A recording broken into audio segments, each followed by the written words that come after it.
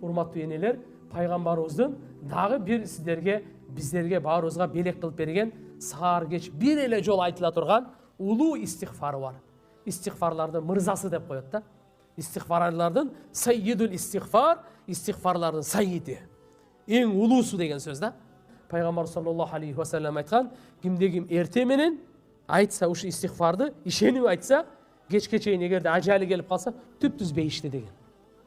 Бейиштик деген бул. Ва мин ахлил жанна, бул бейиштик болот деген. Түндөс айтасыз, эгерде түнгө таң атканга чейин ажалы келип калса, бу дүйнөдөн кетип калса, болду, бул бейиштик деген. Ал кайсы экен? Ал мында: Аллахумма анта rabbi, la ilaha illa anta khalaqtani, wa ana abduk, wa ana ala ahdik wa wa'dik ma istata'tu, a'udhu bika min sharri ma sana'tu, abu laka bi ni'matika alayya, abu laka bi dhanbi faghfir li, fa innahu la yaghfiru dhunuba illa anta. Бүттү. 15 секунд айтасыз. Эч кандай кыйын эмес. Оңой эле жаттап жазып аласыз. Мына маанисин караңыз. Ушу истигфарды ким айтса эрте менен, кечке чейин эгерде ажалы келип калса бейиштик. Ишеним менен, мукин дейт, якин менен айтыш керек. Бир эле шарт, шектенбеш керек.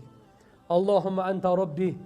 Аллах, сен менин робумсун, жаратуучумсун.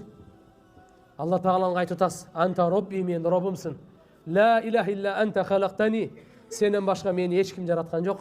Sen beni yarattın. Ve ana abduk. Men senin kulunmun. Ve ana ala ahdik ve va'dik mastata'tu. Men sana bergen o adamda küçüm жетишинче аткарамын дейт. Küçüm жетишинче аткарамын. Allah, men günөөмдү баардыгын мойнума аламын. Баардык неаматтарыңды мойнума аламын. Кылган жакшылыктарыңды мен четке какпаймын. Мойнума аламын. Күнөөлөрүмдү мойнума аламын. Allah, күнөөлөрүмдү кечиргин. Анткени сенен башка күнөөлөрдү эч ким кечире албайт деген дуада. Мына урматтуу эне эже карындаштар, багымдаттан кийин ушу зикирлер.